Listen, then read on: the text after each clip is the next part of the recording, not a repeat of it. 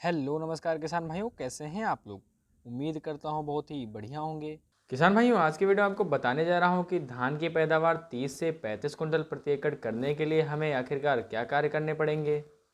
ऐसा नहीं है किसान भाइयों 30 कुंटल 35 कुंटल की पैदावार बातों में निकल आए कि हमने धान लगा दिए, उसके अंदर एक दो खाद डाल दिए, एक दो स्प्रे कर दिए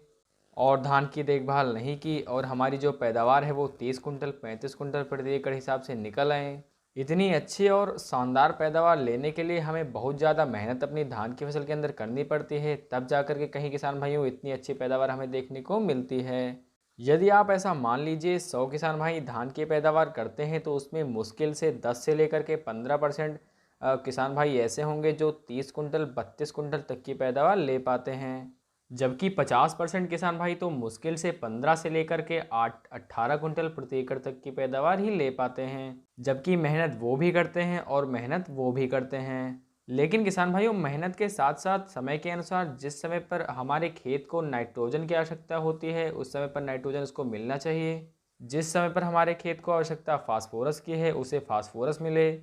और जिस समय पर हमारी फसल को फंगीसाइड कीटनाशक या फिर किसी अन्य टॉनिक की आवश्यकता है, यदि उस समय पर वो सभी चीज़ें हमारी फसलों को मिलेंगी तभी जाकर के किसान भाइयों हमारी जो फसल होगी वो अच्छी पैदावार हमें निकाल करके देगी। तो जो समय हमारी फसल का इस टाइम चल रहा है,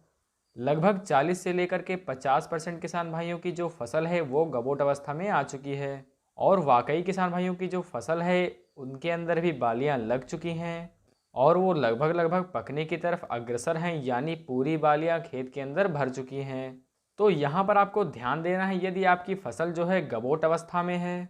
उस कंडीशन में भी, और यदि किसान भाइयों धान की बालियां बन चुकी हैं उस कंडीशन में भी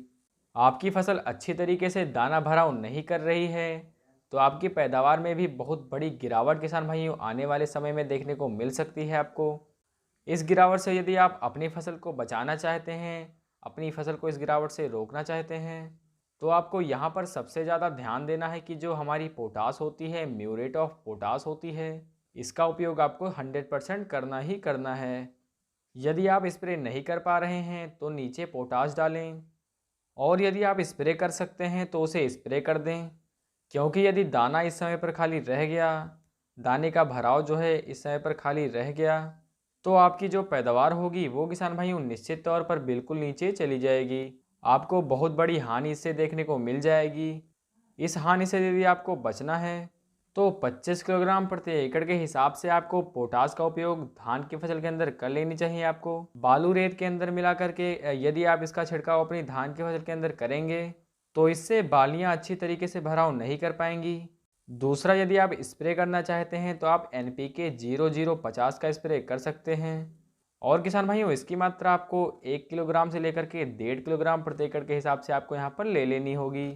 अगर किसान भाइयों आप इन चीज़ों का अपनी धान की फसल के अंदर इस्तेमाल करेंगे तो आपको बहुत ही बेहतरीन और बहुत ही बढ़िया रिजल्ट देखने को मिल जाएंगे। वीडियो अगर आपको थोड़ी सी भी अच्छी लगी हो तो वीडियो को लाइक करें और चैनल को सब्सक्राइब करें। मिलते हैं किसी और वीडियो में, तब तक के लिए धन्यवाद।